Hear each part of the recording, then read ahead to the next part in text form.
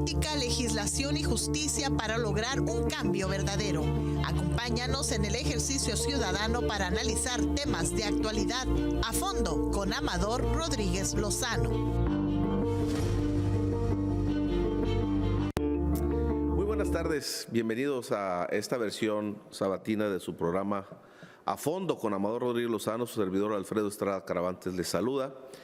El día de hoy hemos preparado un programa muy interesante, para lo cual también tendremos al conductor titular de este programa, Amador Rodríguez Lozano, por vía telefónica. No sé si ya está en el teléfono. Amador, ¿estás por ahí? Sí, Amador. Muy afectuoso a todos nuestros que nos siguen en tanto radio como la televisión. Desgraciadamente, amigas y amigos, me agarró los cambios de clima y me ha pegado una gripa enorme.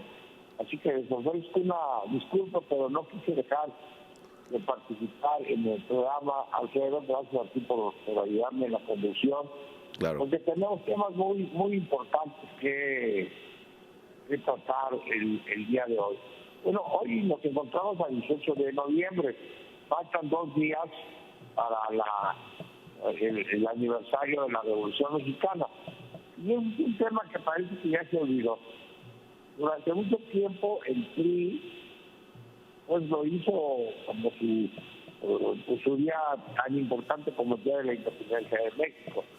La Revolución Mexicana era la base central del discurso de los gobiernos del pasado. Y hoy pues parece que se ha abandonado. Sin embargo, pues, es desde mi punto de vista un hecho histórico, sociológico, militar, económico muy importante que ha tenido una consecuencia tremenda en la transformación de México. Hay que recordar, Alfredo, que el 90% de los mexicanos no sabía leer ni escribir, Sí. que la economía en tiempo del socialismo era una economía a base de peones que vivían encasillados a una hacienda, y que en esa hacienda había una casa de raya donde les vendían todo y siempre estaban en deuda.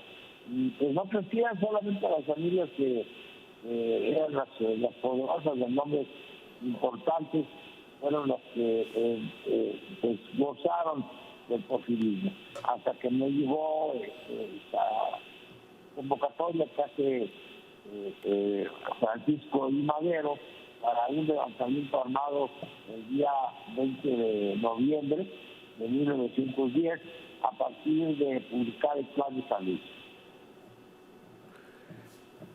Fue un tema de gran relevancia. No recordarás que el Plan de San Luis pues aparentemente tiene algunos puntos que son muy importantes para algunos, como que se convoca a una nueva elección, se convoca un levantamiento de armas, pero hay algo súper importante, está perdido ahí abajo en el texto del Plan de San Luis, que es una pequeña frase que dice que al término de la revolución, al triunfo de la revolución, se revisarán todas las concesiones que se han dado en materia de tierras indígenas. ¿Recuerdas ese párrafo? Sí. Bueno. Sí, Amador, se está escuchando.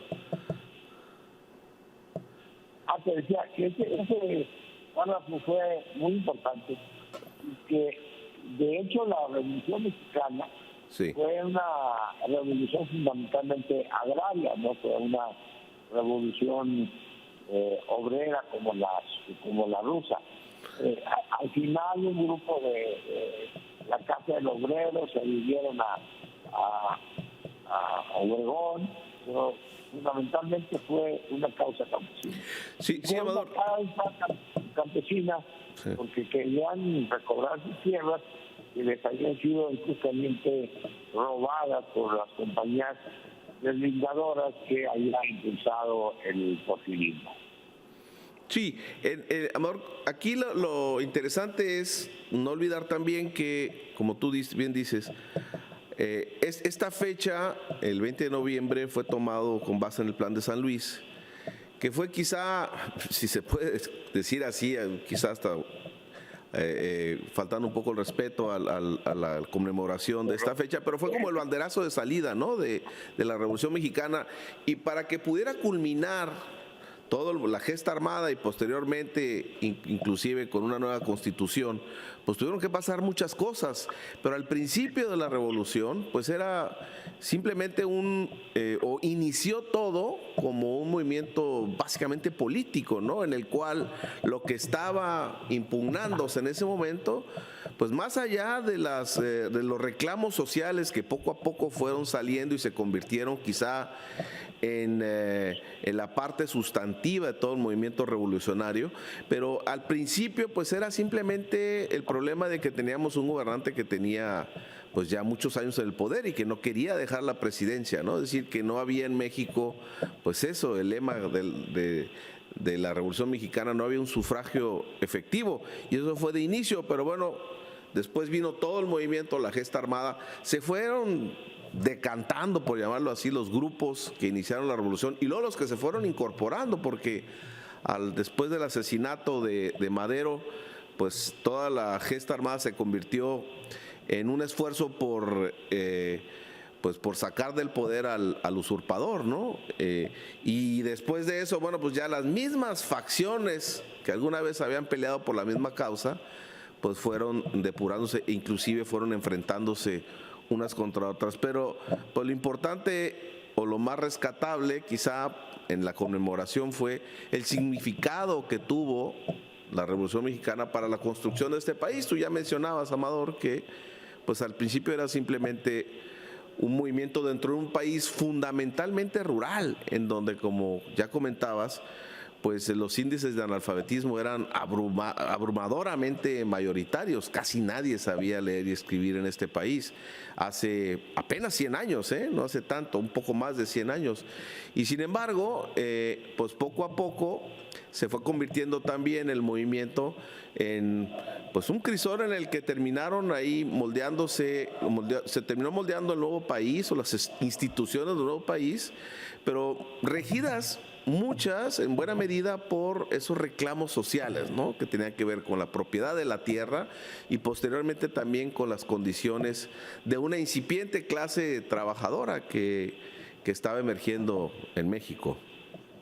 Sí, una incipiente clase trabajadora, una incipiente clase intelectual, ¿no?, que estuvieron en todos los bandos, en el zapatista, en el villista, en el obregonista, con calles, pero fundamentalmente la revolución fue hecha por los campesinos.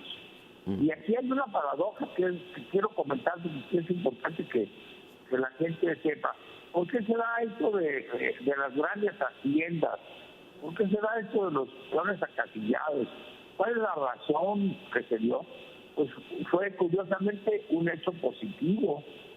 Ustedes recordarán que Juárez, en una de sus 7 leyes de reforma, le quita las propiedades que estaban en manos de la iglesia, que se llamaban leyes de manos muertas, es decir, propiedades que gente las donaba, le daba a la iglesia, pero que la iglesia solamente las iba ahí arrinconando, no eran productivas, y eso pues era parte del atraso del país.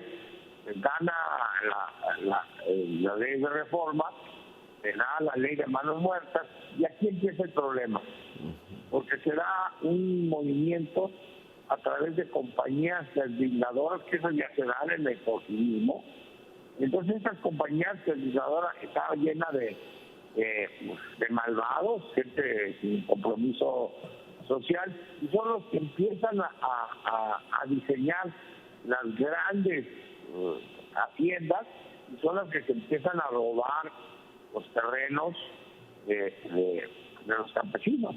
Y básicamente en la zona de Morelos, donde era una zona donde había una enorme riqueza azucarera, la zafra, el azúcar, era bien importante, y entonces por eso es que muchos pueblos van perdiendo sus tierras, se convierten en hacienda, y esos pueblos pues no tienen quien los defienda, van y muchos con los distintos gobernantes que no les hacen caso.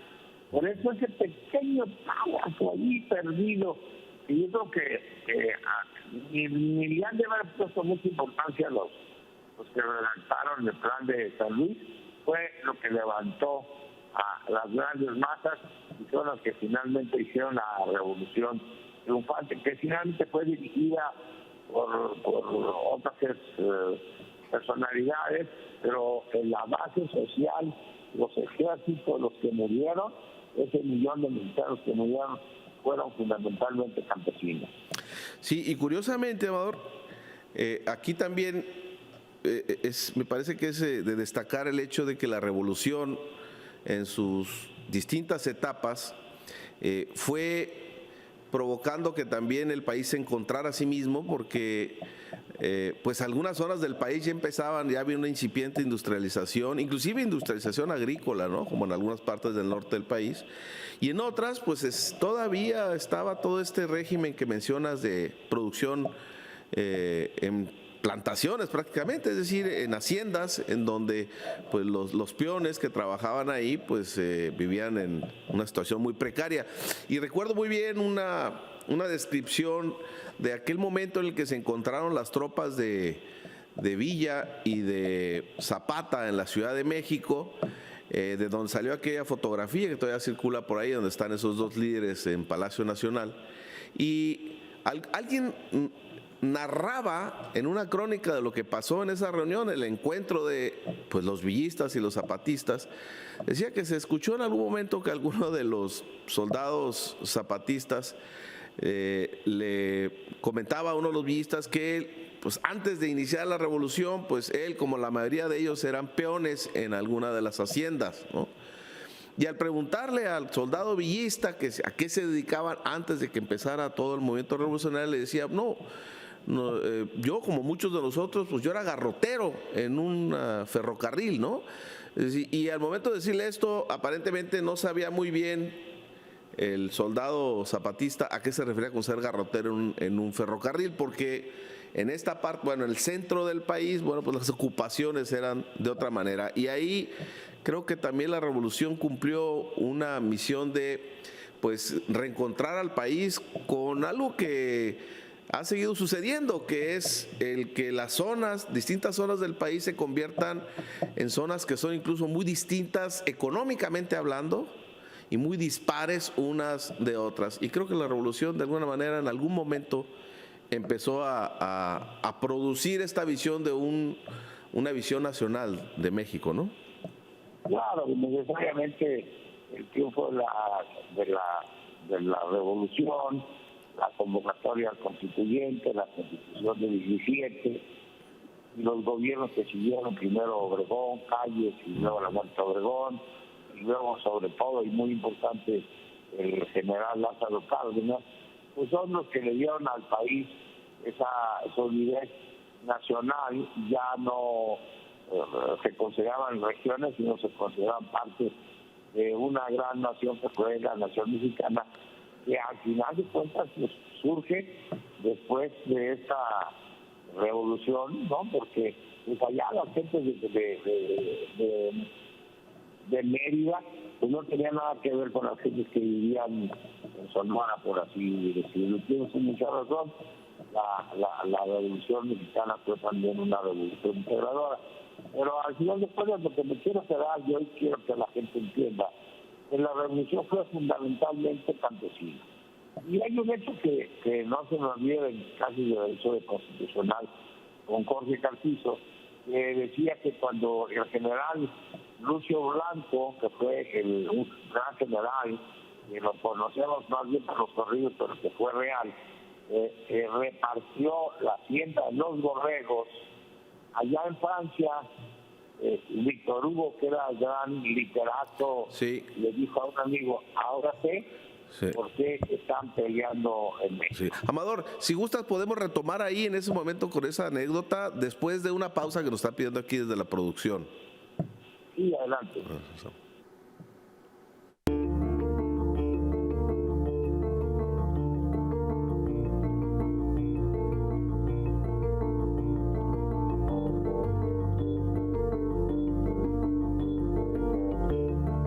política, legislación y justicia para lograr un cambio verdadero.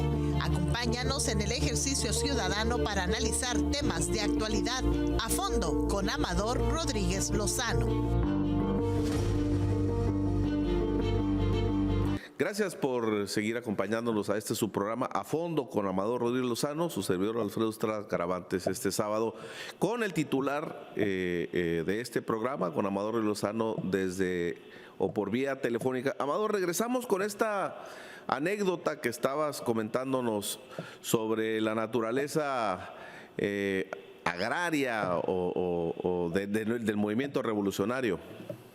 Pues fue finalmente solamente una expresión que eran los blancos el primero que reparte las tierras. En ninguna parte de mi plan, en ningún plan se decía que se repartirían las tierras, pero definitivamente la revolución pues galvanizó a todos los dirigentes y se dieron cuenta que ese era el gran problema de México, el problema de acaparamiento de tierras, y así será el inicio del México independiente que hoy tenemos y que hoy vivimos y gozamos. Y por eso el próximo lunes, 20 de noviembre, vamos a celebrar un aniversario más de esta Revolución Mexicana, que es un ejemplo de cómo el pueblo, cuando determina, pues cambia las cosas, las transforma para un mejor México.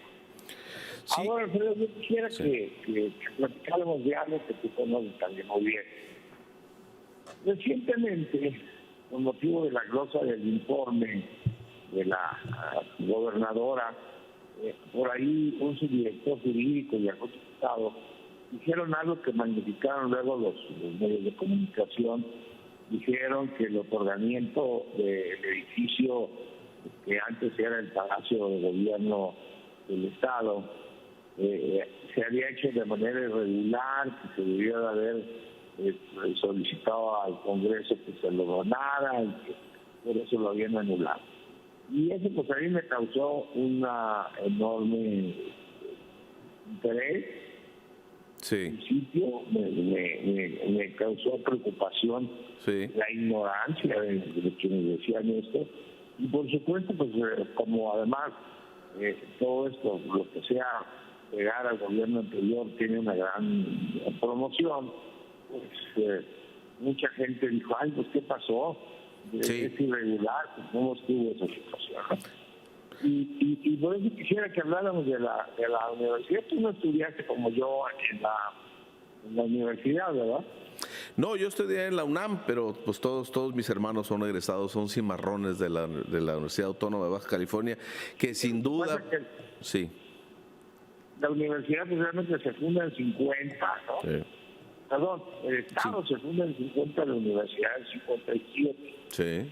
Y a partir de ahí se inicia la expansión de la universidad, ¿no? Que tenía instalaciones pues, acá en Tijuana, estaban allá en La Juárez, solamente había contabilidad y turismo, y allá en Mexicali tenían aquel bello edificio que ahora es la Casa de la Cultura. Hoy es la Casa de la Cultura, lo que fue una de las primeras primarias, la Cuauhtémoc, la Escuela Cuauhtémoc, ¿no? La Escuela Cuauhtémoc, sí. Aquí no te tocó, eras muy joven, pero a mí sí me tocó en la toma del Campestre. Casualmente, si alguien recuerda las manifestaciones, y recuerda que como enfrente de la manifestación había un Volkswagen amarillo, que era quien se adelantaba y paraba el tráfico para que la manifestación continuara. El carrito amarillo era yo. Entonces yo participé en el movimiento de 1971, que fue cuando los estudiantes tomaron las instalaciones del Club Campestre para que ahí se construyera la universidad, ¿no? Sí, aquí estamos viendo una fotografía, Amador, perdón que te interrumpa, que ahorita que continúe nada más como contexto, la fotografía de la Escuela Cuauhtémoc, donde se instaló en Mexicali una parte de la universidad. Perdón, adelante, Amador, nada más quería comentar eso. Adelante, sí. Sí, lo que pasa es que mucha gente empezó, igual es un estado que llegan 1,000 personas diariamente de otras partes del país, que ahora tenemos hasta gente de otros países como tijuanenses, entonces no conocen la historia de nuestra tierra totalmente. Sí. Pero había una empresa que se llamaba Inmuebles Californianos, S.A., y él decía que ella era dueña de prácticamente toda la ciudad de Tijuana. Y en una ocasión un juez de distrito le otorgó el amparo definitivo y lo obligó a que se le regresaran las tierras. Entre estas tierras pues estaba el campestre y estaban otras tierras. Entonces los estudiantes hicimos un movimiento para apoderarnos del campestre y ahí se construyera la universidad. En ese tiempo Echeverría y Nito Castellanos, que uno era presidente y el otro gobernador, rápidamente actuaron y dotaron a la universidad de una gran cantidad de hectáreas allá por los países. En ese tiempo no había absolutamente nada ahí para que se construyera la universidad y así se regresara el campestre a quienes eran los poseedores en ese momento. Y a partir de ahí pues la universidad empezó a crecer, pero pues como si Baja California crece muy rápidamente, mi querido Alfredo, como Sí. estoy diciendo, 1,000 personas llegan a Tijuana diariamente, 3 hectáreas crece el estado diariamente, pues era obvio que la universidad no se va a dar Sí, no se iba a dar abasto. Y lo curioso es que, perdón que te interrumpa, que tú comentas que en un inicio, bueno, pues cuando se le dotó a la universidad con esas tierras que están en Otay, pues tú comentas que no había nada, pero nada menos ayer estuve yo en el campus y prácticamente ya no hay espacio en el campus. Se ha llenado de edificios, muchos de ellos muy bonitos, muy vistosos y por supuesto muy útiles, pero la necesidad de espacios de la universidad pues no para, ¿no? Y quizá eso sirva como un contexto de qué fue lo que pasó, pero efectivamente el lugar además, no solamente físico me refiero, el lugar tan preponderante que ocupa la Universidad Autónoma de Baja California en la economía, en la sociedad de Baja California, pues no se puede llenar con ninguna otra institución, ¿no? Entonces, eso Claro, simplemente... además, casi todos los estudiantes universitarios son líderes en su casa, ¿no? Exactamente. Sí, es un... Fíjate, Alfredo, a ver, la universidad te cobra 3,900 pesos por semestre, perdón. Semestre, sí. ¿No? Y cualquier otra universidad, por eso ha habido muchas universidades, por eso se han hecho multimillonarios con las universidades. Sí. Lo mínimo que cobran es 26,000 pesos por Sí, por semestre, ¿no? O sea, no se puede comparar, ¿no? Tenemos que, solamente en el año pasado, 2022, 40,000 solicitudes para la demanda de la universidad. Siempre se quedan más de 10,000 jóvenes sin poder ingresar a la universidad y obviamente por eso el éxito de las universidades privadas. Aquí hay que recordar que a mí me tocó la reforma de ese artículo tercero y establecimos en el artículo tercero, y esa es una negociación que hicimos con Muñoz Ledo, era senador en ese tiempo, de que la universidad también se considera como un derecho, no solamente como antes la primaria, la tercera, sino la obligación del Estado de cubrirse hasta la educación superior. Ahora es un derecho constitucional. Los estados, todos están obligados a cumplir con ese principio, pero parece que hay algunos gobiernos como el actual que no le interesa ese principio constitucional, que es un tema como que parecía que es responsabilidad de otra gente, sino responsabilidad del gobierno. Sí, y lo que estás comentando, que se inscribe en toda esta nota que efectivamente a muchos nos sorprendió y que se desprendió de la glosa del informe, en la que por lo menos trascendió en notas que circulan por las redes sociales, en el sentido de que esa transmisión que se hizo del gobierno, el edificio del gobierno del estado hacia la UABC, que aparentemente las notas, por lo menos, no nos tocó presenciar la glosa, pero las notas comentan que está en duda, porque existe, incluso se menciona la palabra litigios. Yo no sé, dudo yo que haya algún litigio, porque el litigio en estricto sentido, sí, tendría que haber una controversia en un tribunal que mucho esperamos que no se da. Pero este tema que es tan interesante, Amador, vamos a tener que hacer otra pausa porque a mí, como a muchos y seguramente a ti, nos preocupó lo que vimos y escuchamos. Pero regresamos, Amador, entonces después de esta pausa.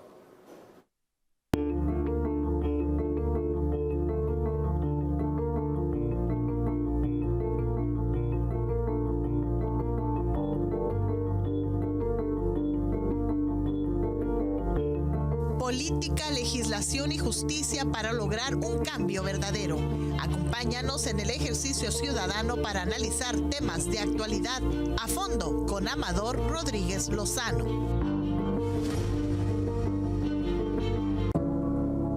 Las pandemias hacen ver tus debilidades.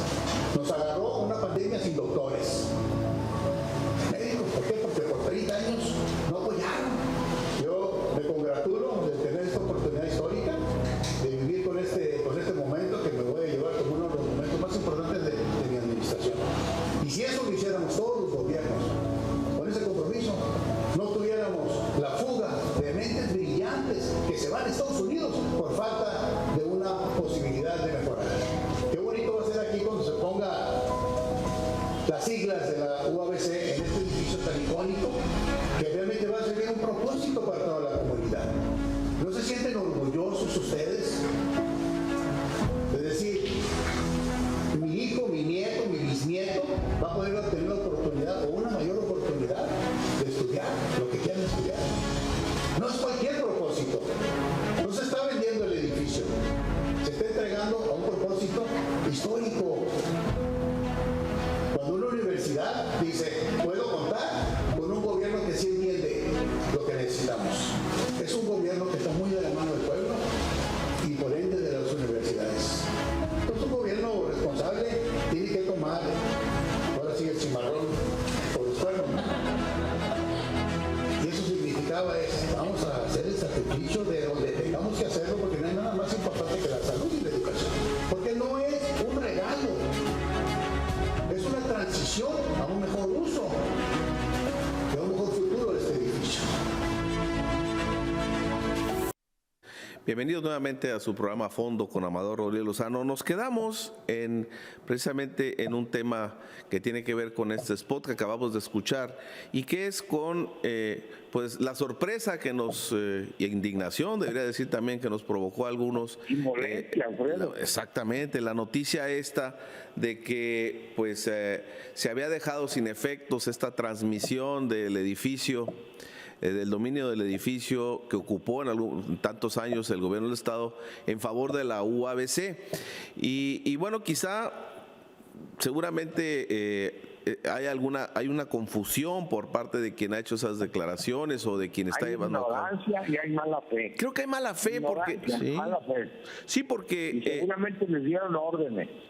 Pues sí, pero aquí la pregunta, Amador, es ¿a quién le interesa que un edificio cuyo dominio se transmitió de una forma, incluso hay que decirlo, generosa, porque todo mundo quiere apoyar a la UABC por los propósitos que cumple nuestra sociedad, como lo comentamos hace rato? ¿A quién le interesa el dejar sin efectos esa transmisión del dominio? Es decir, porque incluso se menciona la palabra litigio, ¿no? Entonces, si de verdad hay algún litigio, una controversia, ¿por qué se está así? Es una... Sí, hay una mala fe. Definitivamente. Sí. Porque ya una vez que se transmitió la propiedad, ya una vez que la universidad le invirtió mucho dinero en la transformación de ese edificio, ya una vez que estaban ahí una gran cantidad de alumnos, pues yo como autoridad responsable digo, bueno, lo hicieron mal, ¿cómo lo perfecciono? Sí. Pero no cómo lo anulo, ¿verdad? Claro. Se ve que no están comprometidos con la universidad, y yo entiendo la situación. Yo entiendo la situación de lo que pasa, pero no la justifico. Al final de cuentas, yo creo que dos de las cosas más importantes que hizo Jaime Bonilla como gobernador fue pagarle los 1.700 millones de pesos a la universidad, Claro. que es una cantidad de dinero enorme, ¿no? Y entregar este edificio, Alfredo, este Sí. edificio estaba subutilizado. Claro. No era para la entrega de las cartas de antecedentes no penales, que hoy, por cierto, ya el Congreso Federal eliminó como un requisito para obtener trabajo, y ya no habrá necesidad de cartas de antecedentes no penales. Y lo otro es el pago a la Secretaría de Hacienda, porque ahí estaba en las oficinas de la tesorería. Todo lo demás eran realmente edificios subutilizados. Claro. Y qué mejor que en ese lugar céntrico donde confluye toda la ciudad, ¿no? Donde se llega rápidamente, pues podría ser la sede de posgrado de medicina, ¿no? Sí. Ahora, dime.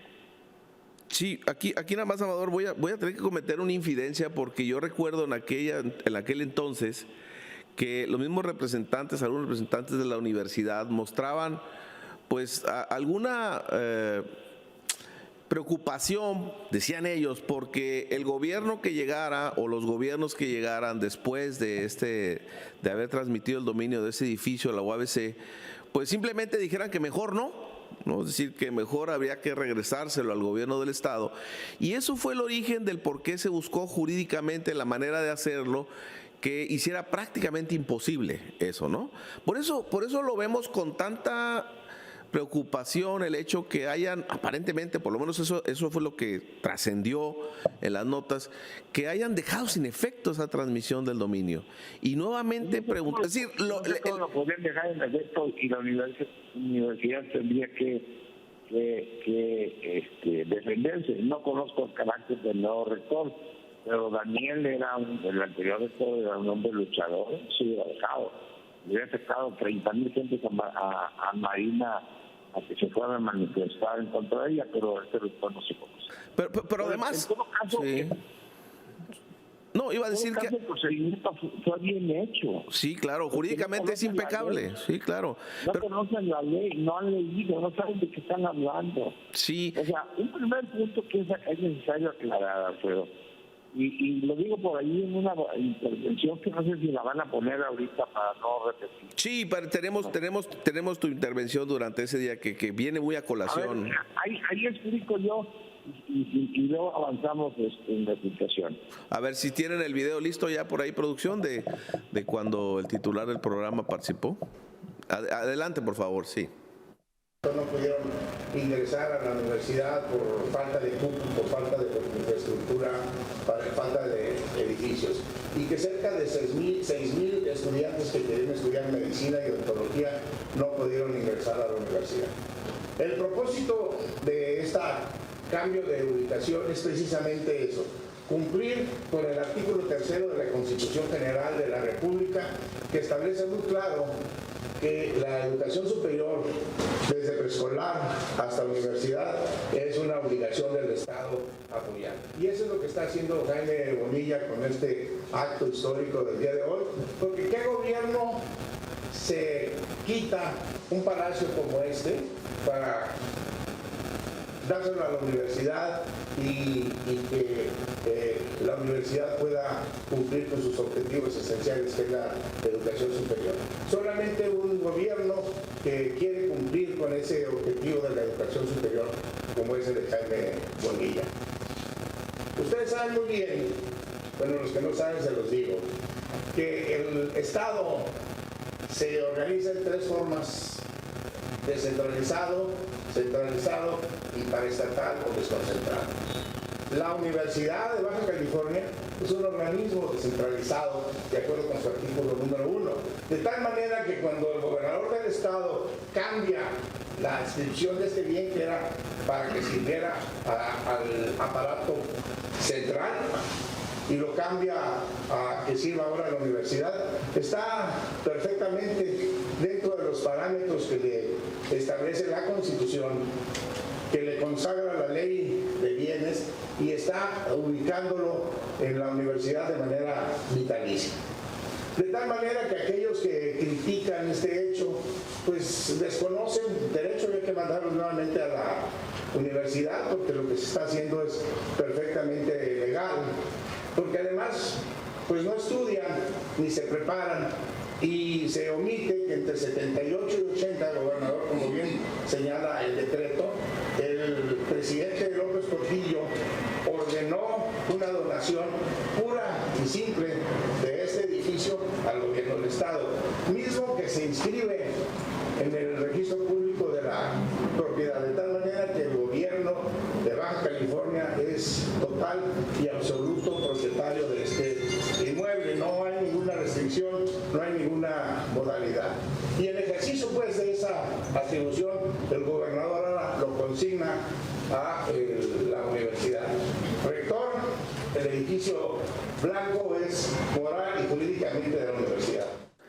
Sí, Amador, acabamos de escuchar tu razonamiento en donde se explica jurídicamente por qué se hizo y de qué manera se hizo la transmisión del dominio. Incluso, si no mal recuerdo, en aquel entonces se promovió un juicio de amparo en contra de esa transmisión del dominio del gobierno del Estado en favor de la UABC, juicio de amparo que se desechó de inicio, se sobreseyó la demanda, porque pues era jurídicamente, había quedado muy sólido. Y hay que decirlo, y nuevamente cometo una infidencia, esa transmisión del dominio se hizo de la mano de un equipo jurídico de la universidad. ¿Quién fue la primera? Trabajando junto con ellos. Sí, porque y con justa razón decía la universidad, si se le van a invertir muchos millones de pesos en habilitarlo para los trabajos que necesita la universidad en ese espacio, bueno, pues tenemos que estar seguros de que no va a pasar nada en el futuro que prive a la universidad de ese espacio. Y miren lo que estamos ahora, Amador, ¿no?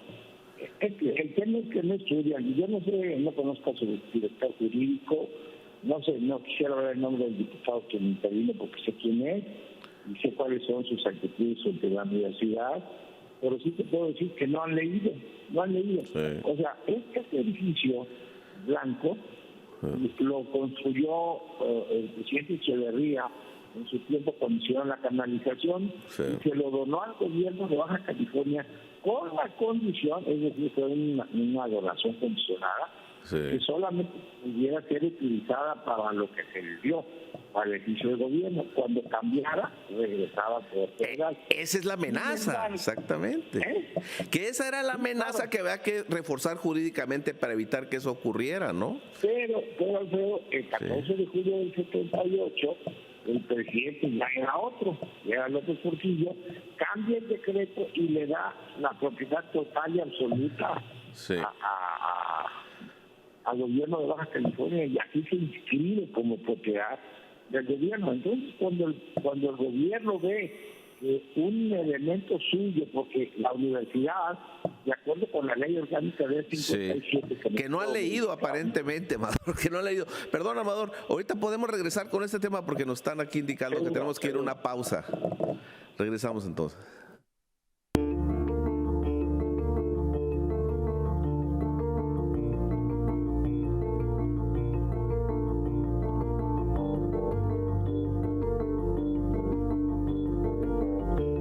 Política, legislación y justicia para lograr un cambio verdadero. Acompáñanos en el ejercicio ciudadano para analizar temas de actualidad a fondo con Amador Rodríguez Lozano. Bienvenido nuevamente a su programa A Fondo con Amador Rodríguez Lozano. En esta ocasión seguimos comentando pues una noticia que trascendió sobre todo a través de las redes y como una consecuencia de la glosa que se está haciendo del informe de gobierno del gobierno del Estado y que tiene que ver con esta aparente nulidad que el mismo gobierno del Estado decretó al acto jurídico por virtud del cual se le transmitió el dominio a la Universidad Autónoma de Baja California de lo que fue el Palacio del Gobierno del Estado aquí en Tijuana. Y bueno, comentábamos, Amador, entonces que ya dimos el contexto, ya incluso comentamos jurídicamente, y bueno, yo simplemente no quiero dejar de confirmar que pues a mí me quedó, pues estoy muy sorprendido por lo que está pasando y además todavía un poco confundido porque no sé qué propósito tiene y quién de eventualmente quitarle a la universidad el dominio que se tiene. Ese propósito de este gobierno, querer mostrar que todo lo que hicimos en el gobierno de Bonilla fue equivocado, que fue malo, y están en un error, hombre, haber entregado 1.700 millones de pesos a la universidad. Nada más falta que se los quieran cobrar a la universidad, ¿verdad? Que digan que no tienen que haberse entregado. Los padres de los universitarios deberían de estar aplaudiendo. Y que ese edificio te lo quites tú, pongas hasta en incómodo. Acuérdate cómo lo tuvimos que decir nosotros. Tuvimos que pedirle a la Cámara de Comercio, a quien les mando un saludo y les agradezco, para poder meter allí el registro público de la propiedad. Claro. Tuvimos que hacer esfuerzos en un lado y en otro para poder acomodarnos. Todo eso porque lo que nos interesaba más era que los jóvenes pudieran acceder a la educación superior, a su maestría, a su doctorado, y que la universidad contara con 3,000 nuevos espacios para poder atender a esos jóvenes, muchos de los cuales van a dejar de estudiar porque no pueden pagar 26,000 pesos. El tema, recuérdalo, lo estudiamos muy bien, tiene razón, con el equipo de la universidad.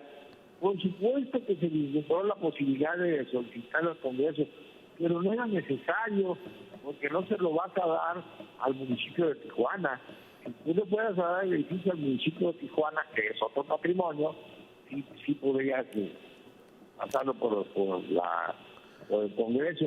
Pero aquí la universidad es un organismo descentralizado del gobierno estatal, es decir, es el gobierno estatal y a través de una ficción crea un órgano autónomo independiente para que tenga más facilidad para prestar su servicio.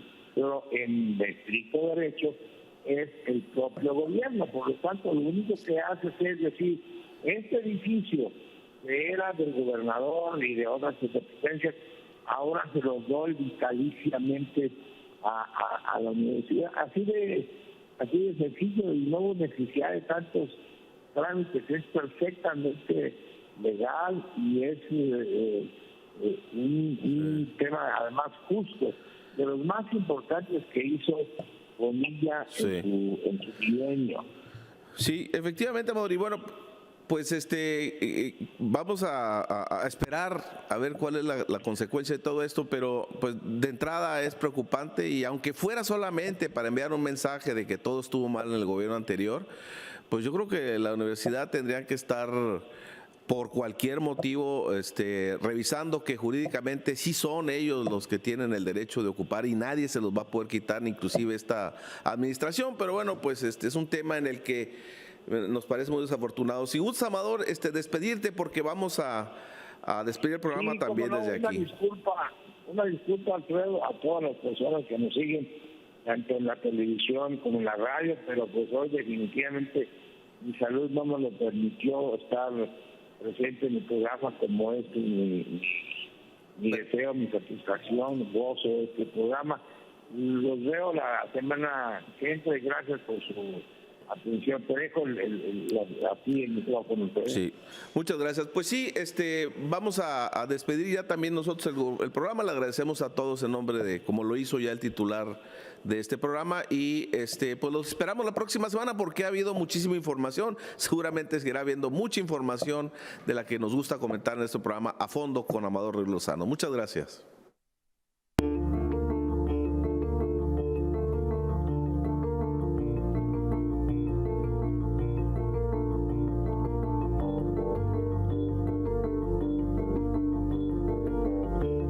Política, legislación y justicia para lograr un cambio verdadero. Acompáñanos en el ejercicio ciudadano para analizar temas de actualidad a fondo con Amador Rodríguez Lozano.